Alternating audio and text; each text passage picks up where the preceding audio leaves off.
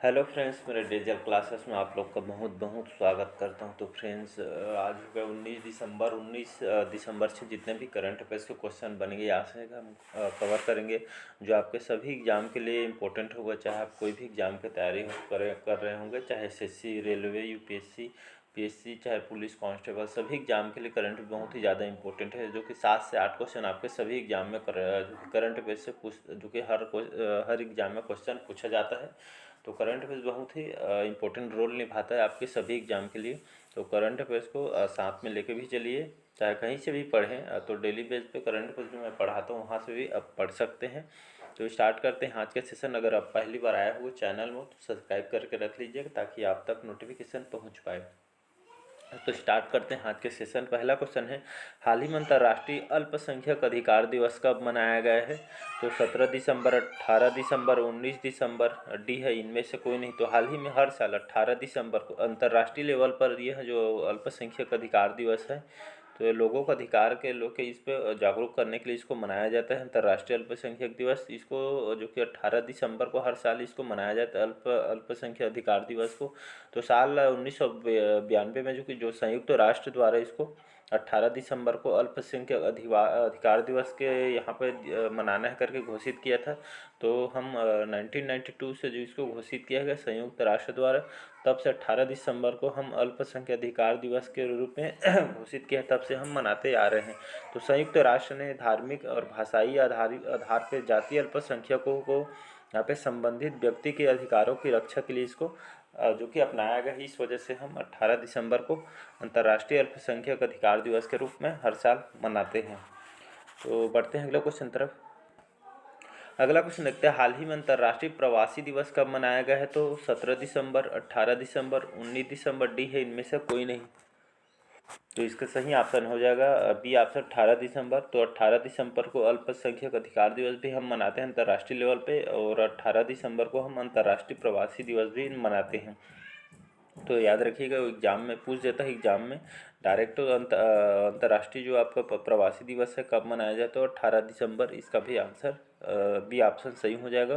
तो अंतर्राष्ट्रीय जो प्रवासी दिवस है 18 दिसंबर को, यह दिन जो कि प्रवासियों के सामने आने वाले जो चुनौतियों को जो कि उजागर करते हैं, उनको सपोर्ट करने, जागरूक करने के लिए, उनके महत्वपूर्ण योगदान को पहचानने के लिए जो कि उनको अलग रखा गया है। इस उद्देश्य से 18 दिसंबर को हम अंतर्राष्ट्रीय प्रवासी दिवस 18 दिसंबर को मनाते हैं, लोगों को जागरूक करने के लिए। तो इसका भी ऑप्शन याद रखिएगा। बढ़ते हैं अगला क्वेश्चन तरफ। थर्ड क्वेश्चन हमारा, आधिकारिक आंकड़ों के अनुसार भारत में वित्त वर्ष 2022-23 मतलब साल 2022-23 के लिए अप्रैल जून की पहली तिमाही के दौरान, अप्रैल और जून के महीने में जो आपके जो पहली तिमाही के दौरान लगभग कितने करोड़ रुपये मूल्य की रक्षा संबंधी वस्तु को निर्यात किया गया है? तो 1187 करोड़, 1287 करोड़, आपके सी है 1387 करोड़, या डी है इनमें से कोई नहीं। तो इसका सही ऑप्शन हो जाएगा जो आपका 1387 करोड़। जो 1387 करोड़ ही है जो पैसे है, यह आपके रक्षा संबंधी वस्तुओं पर इसको निर्यात किया गया है। तो हाल ही में आधिकारिक आंकड़ों के अनुसार भारत ने जो वर्ष है 22-23 अप्रैल जून के जो कि पहली तिमाही के दौरान लगभग 1387 करोड़ रुपये जो कि मूल्य की रक्षा संबंधी वस्तुओं पर निर्यात किया गया है भारत के द्वारा। याद रखिए, रक्षा कार्यों के लिए यहाँ पे इस वस्तुओं को जो कि उपयोग किया गया है 1387 करोड़ रुपये। तो डाटा को याद रखिएगा। अगला क्वेश्चन है, चौथा क्वेश्चन देखते हैं, हाल ही में कौन जो व्यक्ति जो दूसरी बार आयरलैंड के प्रधानमंत्री बना है? तो आपके मैक्स वाराटकर, लियो वाराटकर, सचिन वाराटकर, या डी है इनमें से कोई नहीं। तो हाल ही में जो आपका लियो जो वाराटकर है जो कि दूसरी बार आयरलैंड के प्रधानमंत्री इनको बनाया गया है। याद रखिएगा, पहले भी यही थे लेकिन अब लोगों को फिर से इनको जो लियो वाराटकर है इनको आयरलैंड के प्रधानमंत्री इनको बनाया गया है। तो यहाँ पे बात करें हम आयरलैंड के बारे में, तो यहाँ के जो कैपिटल है आयरलैंड कैपिटल है, तो आयरलैंड के जो कैपिटल है डबलिन यहाँ की राजधानी है। यहाँ के जो प्रेसिडेंट है यहाँ के आयरलैंड के माइकल डी हैगिस जो कि वर्तमान में यहाँ के प्राइम मिनिस्टर है। याद रखिएगा, यहाँ के जो प्राइम मिनिस्टर है इनको दूसरा बार बनाया है लियोडो वाराटकर को। याद रखिएगा, इनको दूसरी बार प्रधानमंत्री बनाया है आयरलैंड के। यहाँ की राजधानी है डबलिन, याद रखिएगा। तो इसका सेकंड ऑप्शन सही हो जाएगा, बी ऑप्शन। अगला क्वेश्चन, वित्त मंत्री निर्मला सीतारमण की अध्यक्षता में शनिवार को कौन सी माल एवं सेवा कर जिसे जीएसटी परिषद की बैठक हुई है? तो 44वीं क्रम की, 47वीं, 48वीं या डी है इनमें से कोई नहीं। तो हाल ही जो निर्मला सीतारमण जो कि हमारे वित्त मंत्री हैं, तो हाल में जो वित्त मंत्री हमारे निर्मला सीतारमण जी, इन्होंने जो कि अध्यक्षता में, इनकी अध्यक्षता में शनिवार को इन्होंने माल एवं सेवा कर मतलब जीएसटी परिषद की इन्होंने 48वें क्रम की बैठक इन्होंने जो कि यहाँ पे शामिल हुई थी। तो याद रखिए इंपॉर्टेंट क्वेश्चन है, 48 क्रम का जीएसटी जो परिषद की इन्होंने बैठक में भाग लिया था शनिवार को। तो इसका सी ऑप्शन याद रखिए, क्वेश्चन इंपॉर्टेंट है। तो वित्त मंत्री हमारे जो निर्मला सत्र में इन्होंने इस बैठक में सम्मिलित हुआ था। तो ये 48वीं क्रम की बैठक थी, याद रखिएगा। अगला क्वेश्चन देखते हैं, भारत की सबसे लंबी दूरी तक मार करने वाली जो मिसाइल अग्नि 5 है, अब जो अग्नि 5 मिसाइल है मारक दूरी बढ़ाकर कितने हज़ार किलोमीटर की कर दी गई है? तो इसका सही ऑप्शन हो जाएगा 7000 किलोमीटर, याद रखिएगा। तो इसकी जो क्षमता यहाँ पे 5000 से इसको बढ़ाकर 7000 कर दी है। तो इसको डीआरडीओ द्वारा इसको विकसित किया गया है। ये अग्नि श्रृंखला की इंटरकॉन्टिनेंटल बैलिस्टिक मिसाइल है, जिसका अग्नि इसको 5 जो कि इसको नाम दिया गया है, याद रखिएगा। तो इसको जो रेंज है मारक क्षमता जो दूरी बढ़ाकर यहाँ पे 7000 किलोमीटर इसको बढ़ाकर कर दिया गया। इसको डीआरडीओ द्वारा विकसित किया है, डीआरडीओ और भारत के जो डायनेमिक्स लिमिटेड के साथ में इसको विकसित किया गया है। इसकी जो खासियत है, इसकी जो मारक क्षमता है जो कि 5000 से 8000 किलोमीटर की जो कि क्षमता है इसके मारने में। और अग्नि 5 की जो ऊंचाई लगभग 17 मीटर व्यास और 2 मीटर इसका व्यास है, याद रखिएगा। इंपॉर्टेंट क्वेश्चन है, तो इसका ए ऑप्शन सही हो जाएगा। बढ़ते हैं अगला क्वेश्चन तरफ। अगला क्वेश्चन देखते हैं, हाल ही में किस देश ने नेत्रहीन T20 वर्ल्ड कप चैंपियनशिप जीती है? तो बांग्लादेश ने, ऑस्ट्रेलिया, भारत, डी है इनमें से कोई नहीं था। इसके जो यहाँ पे जो भारत है, यहाँ पे जो आपका नेत्रहीन T20 जो कि समाप्त हुआ है, तो इस वर्ल्ड कप में जो नेत्रहीन जो T20 जो वर्ल्ड कप यहाँ पे चल रहे थे, इसमें भारत ने यहाँ पे जीत हासिल की है लगभग है। यहाँ पे तीसरी बार है भारत ने यहाँ पे जो नेत्रहीन T20 है इसको तीसरी बार भारत ने जीता है। और यहाँ पे बांग्लादेश के दोनों देशों को मैच चल रहा था, जिसमें बांग्लादेश को हराकर भारत तीसरी बार ये जीत हासिल की है T20 मैच जो वर्ल्ड कप चल रहा था। तो याद रखिए इस मैच को हैदराबाद में इस मैच का जो कि आयोजन जो कि चल रहा था, तो भारत ने बांग्लादेश को हराकर ये मैच जीता है। और यहाँ जो वर्ल्ड कप है बेंगलुरु वहाँ के स्टेडियम इस मैच को लास्ट मैच को जो कि संपन्न किया गया था। ये याद रखिए एग्जाम में तीसरी बार है जो भारत ने इस T20 वर्ल्ड कप को जीता है, याद रखिए। क्वेश्चन 2-3 क्वेश्चन बन सकते हैं, किसको विरुद्ध जीत हासिल की है भारत ने? तो बांग्लादेश को हराकर ये मैच जीता है।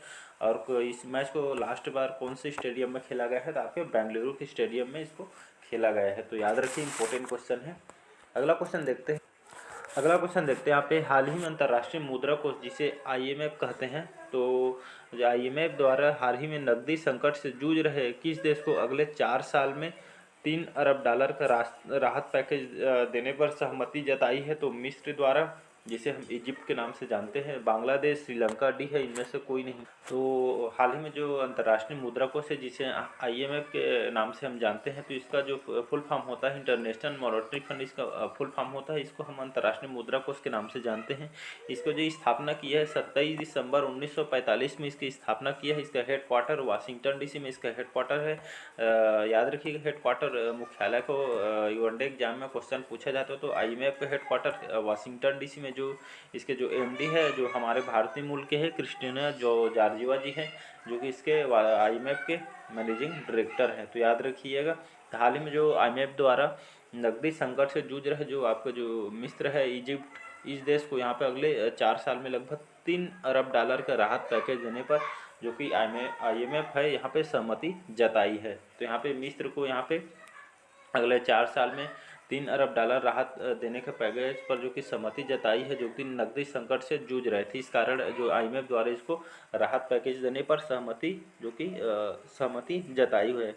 यहाँ पे बात करें मिस्र के या इजिप्ट कहते हैं इसको, तो इसकी कैपिटल है कायरो, जो कि इसके कैपिटल है। प्रेसिडेंट है अब्दुल फताह जो कि अल सीसी जो कि इसके प्रेसिडेंट है। वर्तमान में जो कि इसके प्राइम मिनिस्टर है यहाँ के मिस्र या इजिप्ट के, यहाँ का जो प्राइम मिनिस्टर है जो मैस्ट्रो मैडवोलू, जो कि वर्तमान में यहाँ के प्राइम मिनिस्टर हैं, याद रखिएगा। तो हाल ही में IMF द्वारा यहाँ पे लगभग 4 साल में $3 अरब का यहाँ पर राहत पैकेज जो कि देने पे सहमति हुआ है IMF द्वारा। मिस्र को याद रखिएगा। अगला क्वेश्चन देखते हैं। हाल ही में इराक को पीछे छोड़कर कौन सा देश भारत का अब सबसे तेल आपूर्तिकर्ता देश बन गया है? तो चीन, रूस, जापान, डी है, इनमें से कोई नहीं। तो हाल ही में इराक को पीछे छोड़कर आपका जो रूस है, जो भारत का अब सबसे बड़ा तेल आपूर्तिकर्ता देश बन गया है। तो रूस अब सबसे ज़्यादा यहाँ पे आयात हो रहा है तेल का, जो कि हमारे अभी वर्तमान में जो तेल का जो आयात अभी रूस से हो रहा है, पहले इराक से होता था, लेकिन अब रूस से जो कि यहाँ पे ज़्यादा मात्रा में यहाँ रूस से प्राप्त हो रहा है भारत को। तो भारत तो अब सबसे बड़ा तेल आपूर्तिकर्ता रूस बन गया। तो रूस की बात करें, यहाँ की कैपिटल है मॉस्को।